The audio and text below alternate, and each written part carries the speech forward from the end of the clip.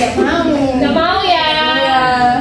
Nah, pada pagi hari ini yang cerah, meskipun agak mendung nggak apa-apa ya teman-teman, tetap semangat kan.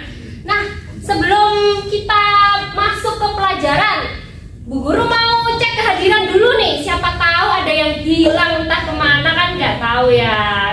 Langsung saja absennya nih. Saya panggil satu-satu ya. Ya. Yang pertama, atas nama Eli. Eli angkat tangan. Hadir. Semangat banget ya Eli. Mbak Nadifa. Hadir. Semangat Masya Allah. Mbak Nabela. Hadir. Masya Allah banget. Yang terakhir Mbak Syifa. Hadir. Wah, Allah Masya Allah. Mbak Syifa lagi sakit? Iya, Bu. Semoga cepat sembuh ya. Terima kasih. Nah, sepertinya nih saya lihat-lihat teman-teman udah pada rapi dan juga bersih ya kelasnya, Masya Allah. Ya. Jadi kita langsung saja ke pelajaran kalau gitu. Nah, minggu kemarin kita udah bahas apa? Mobilitas Mobilitas. Udah paham nih mobilitas sosial itu apa? Tahu? Udah lupa? Sudah. Apa nih Mbak Nadifa mobilitas sosial? Jadi mobilitas sosial itu perpindahan posisi lapisan masyarakat dari lapisan satu ke lapisan lainnya. Bener banget, dari mobilitas sosial yang mana banyak dari suku-suku atau keragaman-keragaman dari orang lain masuk ke wilayah kita. Nah, itu mengakibatkan terjadinya pluralitas sosial. Nah, teman-teman tahu nggak pluralitas itu apa sebelumnya? Gak ada yang tahu. Keberagaman, Bu. Benar, keberagaman. Kita langsung masuk ke materi ya. Nah, sekarang yang kita bahas adalah pluralitas masyarakat Indonesia. Ini masih ada kaitannya dengan mobilitas sosial.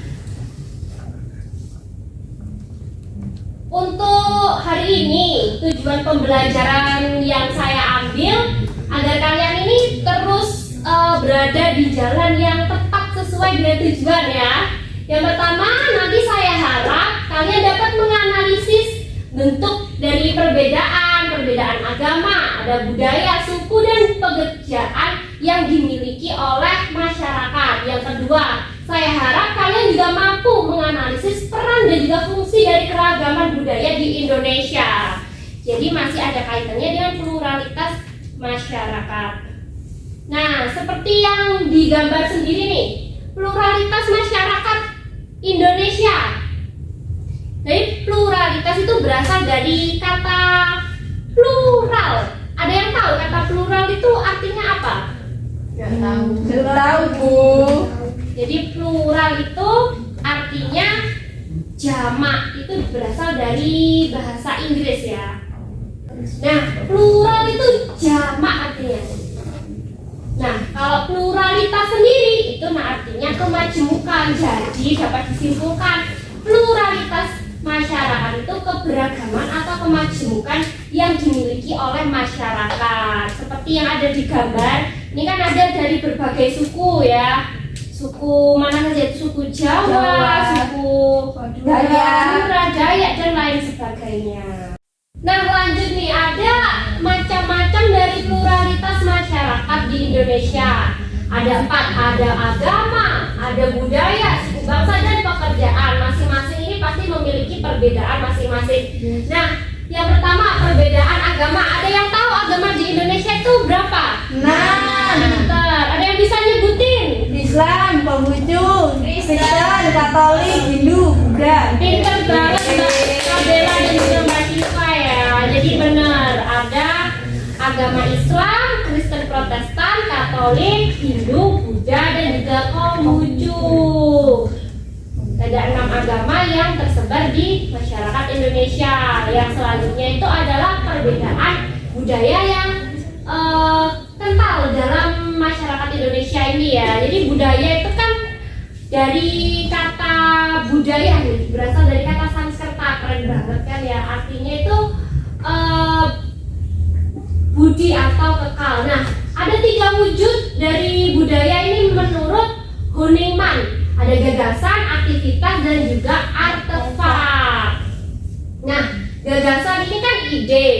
Ide ini manusia itu selalu memiliki kreativitas atau pemikiran yang mana kemudian itu dijadikan sebuah tindakan. Nah, tindakan ini menghasilkan sebuah karya, sehingga ketiganya ini memiliki keterkaitan satu sama lain. Dapat dipahami teman-teman? Bisa. Pinter banget. Selanjutnya kita langsung saja ke hal-hal yang mempengaruhi perbedaan budaya. Ada 4, lokasi dari tempat kita tinggal, terus keyakinan yang kita miliki, terus keadaan pendidikan, dan juga sosial ekonomi masyarakatnya. Jadi masing-masing itu memiliki pengaruh untuk membuat suatu perbedaan. Lanjut ke perbedaan suku dan bangsa. Nah, suku bangsa ini tentunya nggak luput dari sejarah nenek moyang. Sebelumnya kalian pasti sudah mendapatkan materi sejarah nenek moyang kan teman-teman ya? Sudah, Bu. Sudah. Jadi itu ada keterkaitannya dengan alasan mengapa suku bangsa di Indonesia itu berbeda-beda gitu. Jadi mereka itu ada yang melakukan perkawinan campur, di mana kemudian itu melahirkan keturunan-keturunan yang menyebar ke seluruh Indonesia. Dan yang terakhir itu adalah perbedaan pekerjaan. Jadi pekerjaan sendiri itu ada 2 sektor formal sama sektor non formal. Nah, bisa kalian baca di sektor formal itu sifatnya itu lebih resmi, di mana itu tuh sudah terikat dalam sebuah aturan. Jadi mereka itu bekerja sesuai aturan dari lembaga atau orang yang menjadi atasan mereka. Sedangkan kalau sektor non formal itu lebih ke perseorangan atau pekerjaannya itu dilakukan antara mau sama mau saja dengan kesepakatannya itu berupa kepercayaan. Kalau teman-teman sendiri sekarang guru itu masuk ke dalam sektor formal atau non formal nih kira-kira? Pinter banget. Jadi guru itu masuk ke dalam sektor formal. Kalau petani Non formal. Pinter. Jadi dapat dipahami ya antara kedua perbedaan tersebut. Bisa, Bu. Nah, yang terakhir, materi yang terakhir adalah peran dan fungsi keberagaman di Indonesia. Ini banyak banget sebagai daya tarik untuk mengembangkan kebudayaan, untuk menanamkan sikap toleransi, terus melengkapi hasil budaya dan juga mendorong inovasi kebudayaan. Nah, seperti yang ada di gambar kayak gini, batik. Batik ini kan sebuah daya tarik bagi warga asing ya untuk datang ke Indonesia, pengen tahu cara pembuatan batik, terus kain batik itu yang asli itu kayak gimana. Itu bisa mengundang wisatawan asing untuk berkunjung ke Indonesia, sehingga mereka bisa tahu oh kebudayaan dan juga keragaman di Indonesia itu apa saja gitu. Bisa dipahami ya? Bisa, Bu. Pinter banget. Nah, terima kasih ya. Materi kita cukupkan sampai di sini saja. Nah, selanjutnya kita bakal diskusi. Saya mau kalian diskusi. Jadi ini ada sebuah contoh kasus ya. Seperti yang kita ketahui, contoh kasusnya ini saya ambil dari konflik Poso. Jadi ini konflik terkait perbedaan agama di Indonesia. Nah, saya harap nanti kalian bisa mencarikan solusi atau menganalisis bagaimana sih permasalahannya itu bisa terjadi dan gimana cara nyelesainnya. Nah, kalian bisa menggunakan gadget kalian untuk mencari sumber-sumber yang valid, dan nanti hasil diskusinya saya harap kalian bisa mempresentasikannya di depan ya. Iya, Bu. Jadi kita mulai dari Mbak Diva dan Mbak Nabela ya kelompokan. Iya, Bu. Selanjutnya Mbak Siva.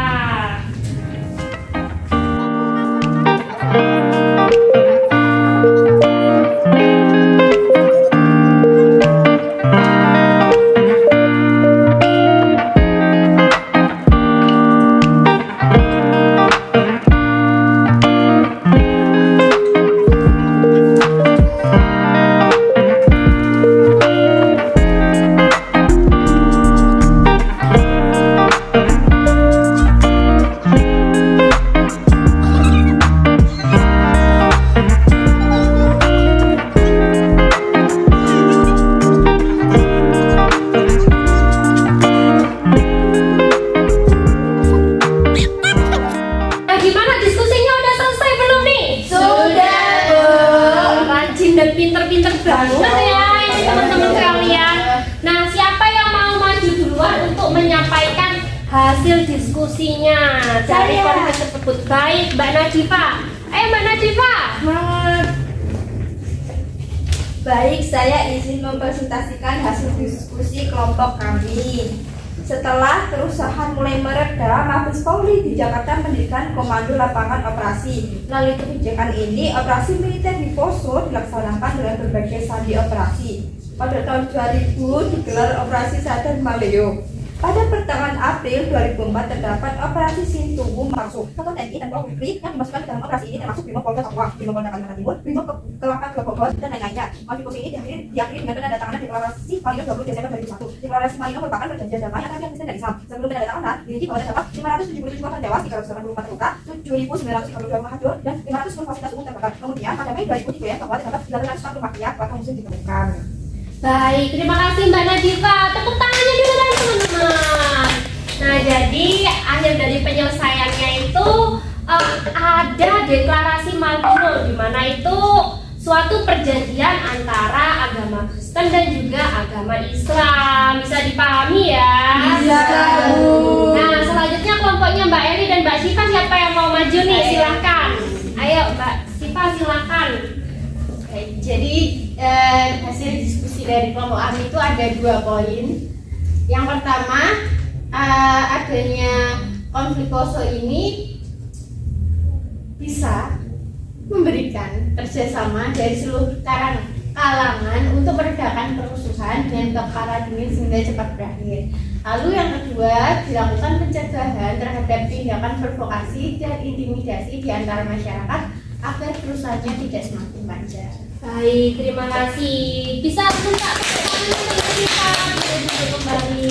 Nah, jadi bener ya teman-teman. Kita itu kalau menyelesaikan sebuah konflik itu harus dengan kepala dingin.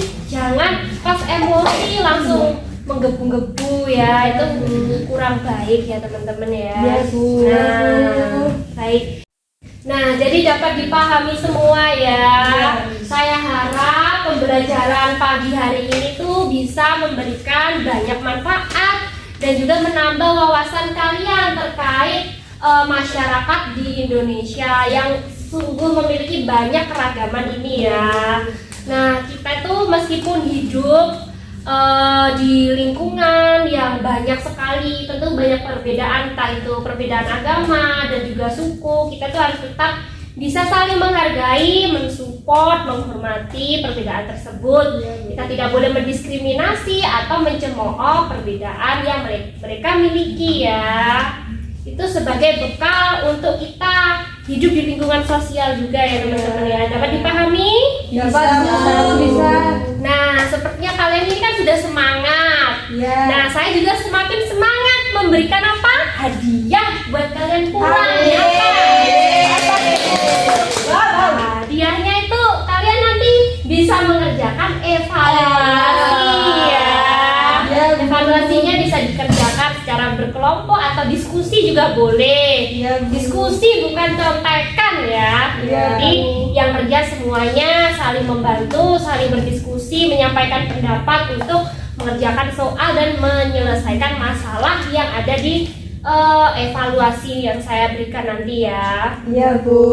Baik teman-teman, sekian pembelajaran hari ini.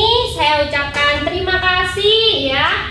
Semoga kalian sehat selalu. Wassalamualaikum warahmatullahi wabarakatuh. Waalaikumsalam warahmatullahi wabarakatuh. Terima kasih. Iya, sama-sama. Saya pamit dulu ya. Iya, Bu.